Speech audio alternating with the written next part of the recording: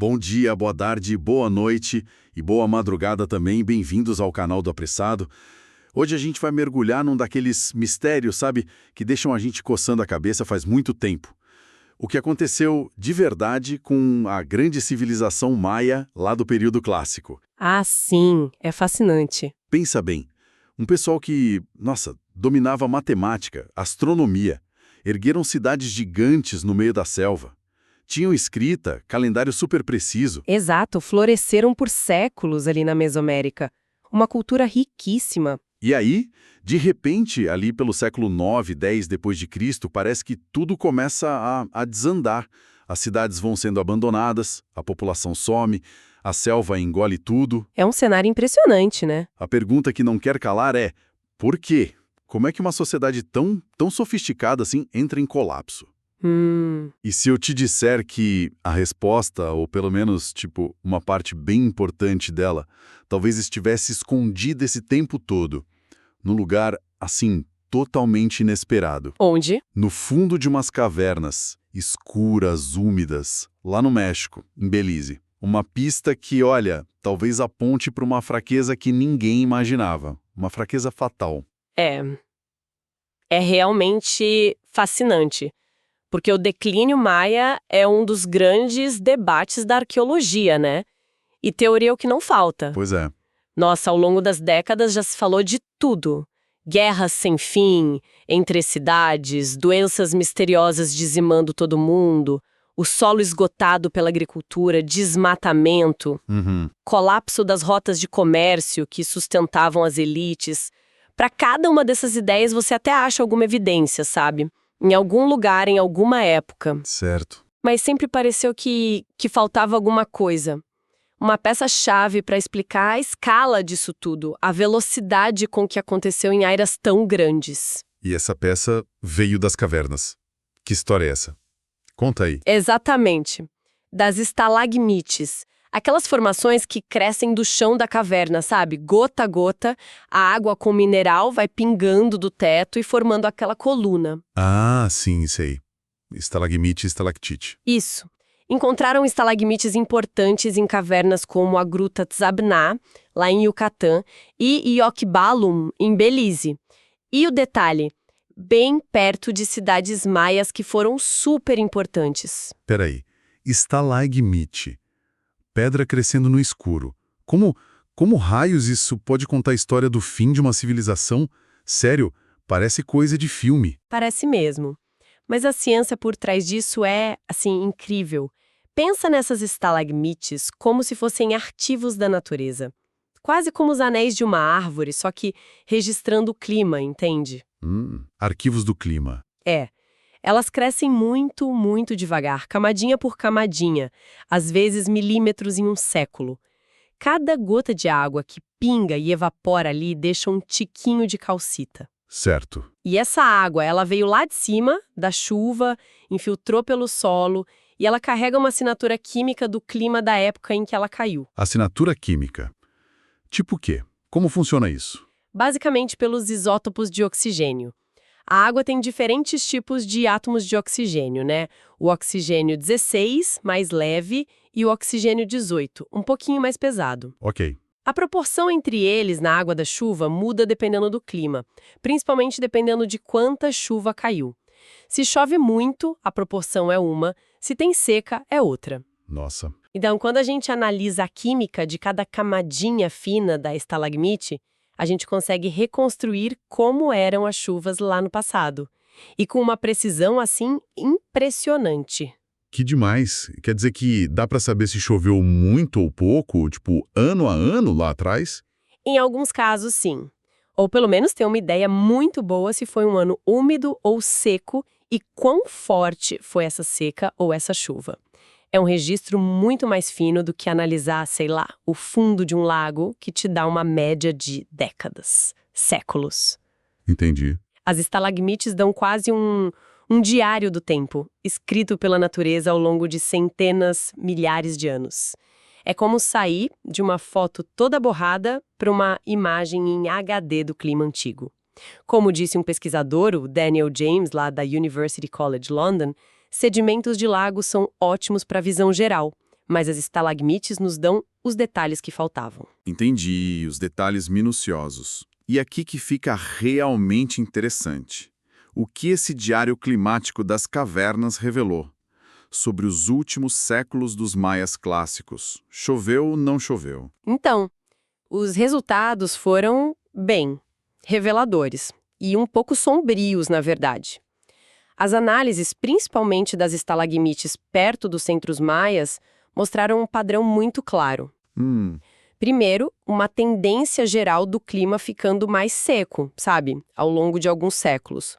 Mas o ponto crítico mesmo parece ter sido um período aí de uns 150 anos, o que os arqueólogos chamam de período clássico terminal. E quando foi isso, mais ou menos? Mais ou menos entre 871 e 1021 d.C. Coincide justamente com o período do Grande Declínio. 150 anos? E o que aconteceu nesse tempo? Foi um período assim marcado por falhas repetidas e muito severas nas chuvas.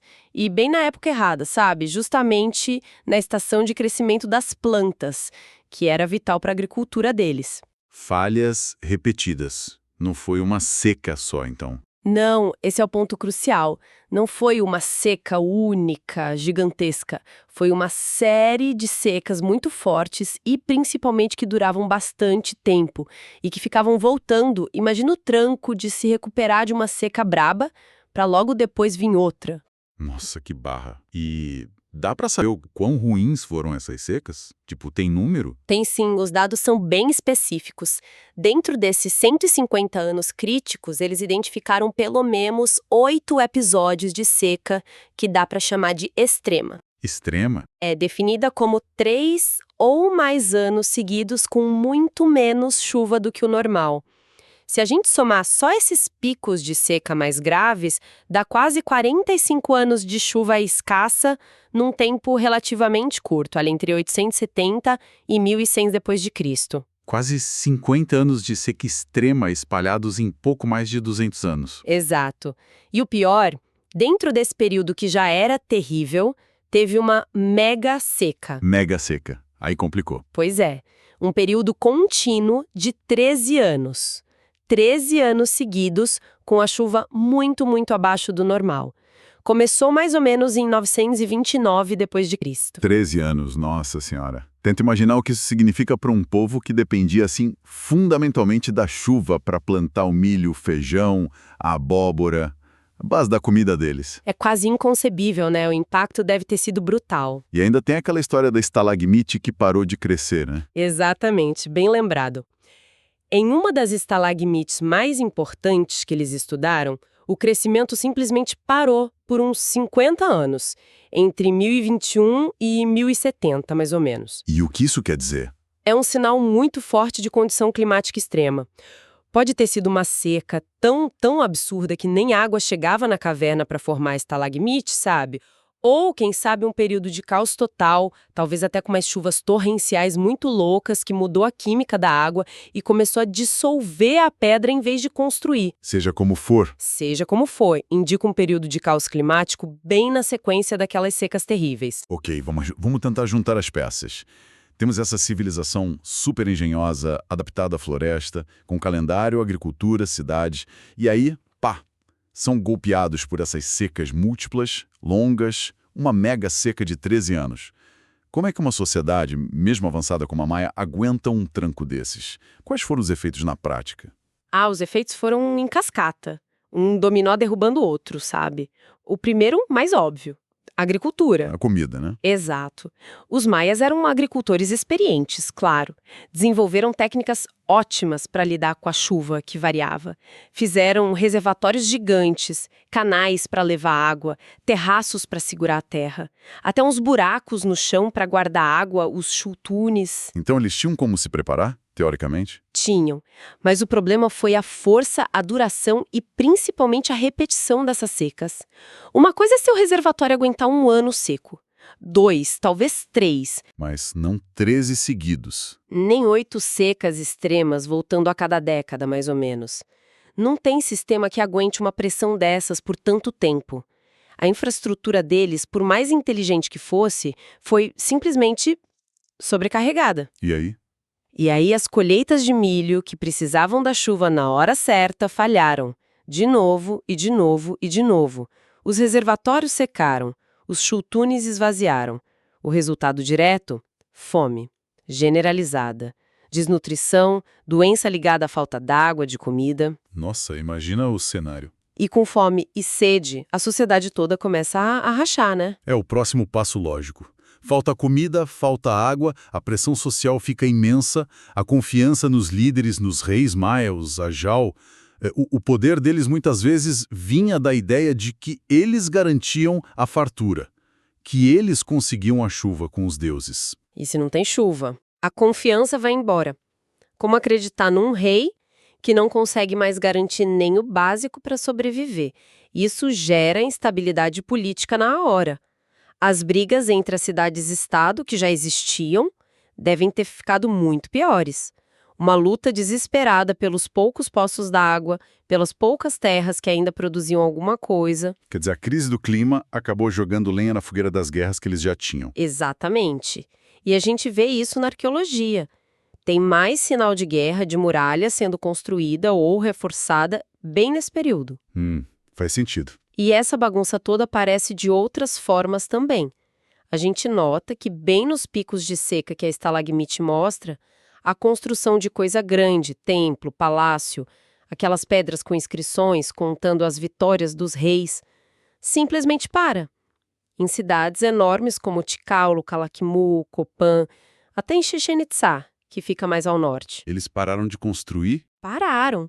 É como se a crise fosse tão profunda que abalou tudo.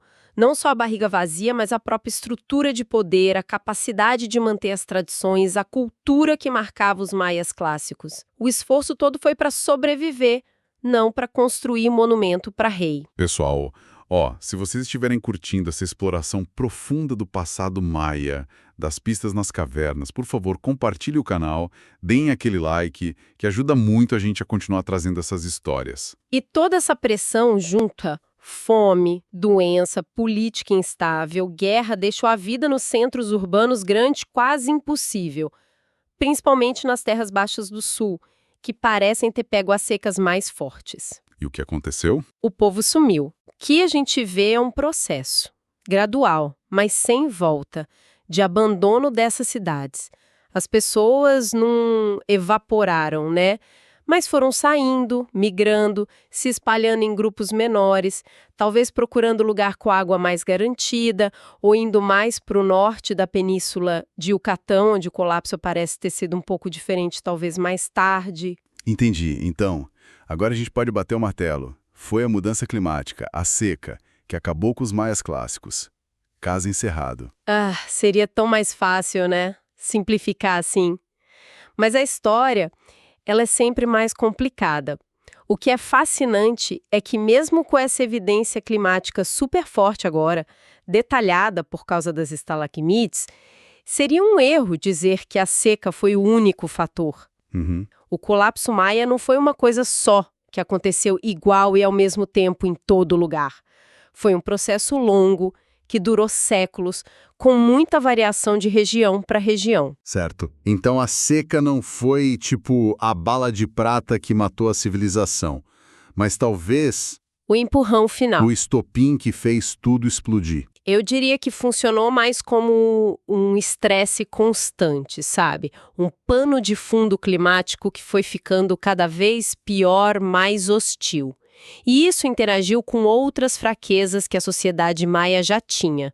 Como você falou antes, jogou gasolina numa fogueira que já tinha lá suas brasas. E que outras brasas eram essas? O que mais estava rolando ali que contribuiu? Várias coisas que a gente já suspeitava antes mesmo de entender tão bem o clima. Por exemplo, o próprio impacto ambiental dos maias.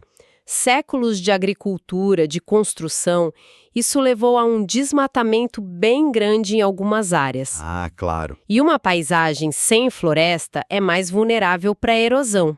E pior, pode até mudar o jeito que a chuva cai naquela região específica, deixando tudo ainda mais sensível para quando vinha uma seca. Faz sentido. Eles mesmos podem ter, sem querer, piorado a situação para eles mesmos. É uma possibilidade. E tinha também questões econômicas. Se as rotas de comércio importantes começaram a falhar, isso enfraquece a economia de uma cidade. A grana da elite para manter a infraestrutura toda funcionando, para trazer comida de fora na crise, junta isso com as decisões políticas e sociais, porque algumas cidades foram abandonadas e outras tentaram ficar. Que estratégias eles usaram? Essas decisões, que dependiam de como cada lugar era organizado, também fizeram diferença. Certo. E claro que a gente já falou, as guerras internas que já existiam. Guerra sempre fez parte da política maia, mas com todo mundo desesperado por recurso, com certeza isso levou os conflitos para um nível insustentável. Ou seja, a sociedade maia já tinha suas tretas, seus desafios econômicos, ambientais, políticos. E aí veio essa pancada climática brutal, essa sequência de secas para desequilibrar tudo de vez. Exatamente. As secas severas, que ficavam voltando, foram um catalisador poderoso. Elas não criaram todos os problemas do zero, mas elas amplificaram e muito as fraquezas que já existiam ali. Foi essa combinação perversa, um estresse climático extremo e longo, batendo de frente com as fragilidades internas da sociedade. E isso levou ao abandono das grandes cidades clássicas, aquela transformação profunda do mundo maia. Então, para a gente amarrar tudo isso, o fim da Era de Ouro dos maias clássicos não foi uma coisa simples causada por um único vilão. Foi um processo longo, cheio de facetas, uma espécie de tempestade perfeita, onde o ambiente, a sociedade, a economia, a política, tudo se misturou de um jeito complicado. Perfeito. É isso. E a grande virada que essas pesquisas recentes trouxeram, especialmente das estalagmites, foi dar prova concreta, com detalhes que faltava para a gente entender o peso decisivo do clima nisso tudo. Ficou claro que as secas fortes, longas e repetidas não foram só mais um problema na lista. Elas foram um gatilho fundamental, o estresse principal que, quando se juntou com a instabilidade que já existia, levou ao fim daquele modelo de cidade grande e centralizada. Pensando aqui, a história dos maias acaba virando um estudo de caso histórico impressionante, né? Quase um alerta que atravessa os séculos. Mostra como até civilizações que a gente acha super avançadas, inteligentes, adaptadas, podem ser incrivelmente vulneráveis quando o clima muda de forma brusca e por muito tempo. Exato. Principalmente quando essa mudança ambiental bate de frente com as pressões que já existem dentro da sociedade. Desigualdade, conflito, dificuldade de gerenciar recursos, faz a gente pensar, não tem como não pensar, na nossa própria situação hoje, né? Com certeza. Sobre sustentabilidade, sobre resiliência, nossa capacidade de se adaptar às mudanças no ambiente que a gente mesmo está enfrentando ou até causando. Fica a reflexão. E você aí, o que acha dessa história toda? Concorda que a seca foi esse grande catalisador para o colapso maia, interagindo com os outros fatores? Ou acha que outras coisas, tipo as guerras, os problemas sociais internos, pesaram ainda mais? Deixa sua opinião aí nos comentários, a gente quer saber o que você pensa. Por hoje é isso, pessoal. Foi uma viagem e tanto, hein? Pelas profundezas das cavernas e do tempo para tentar entender um pouquinho melhor esse enigma da história. Obrigado pela companhia e até a próxima.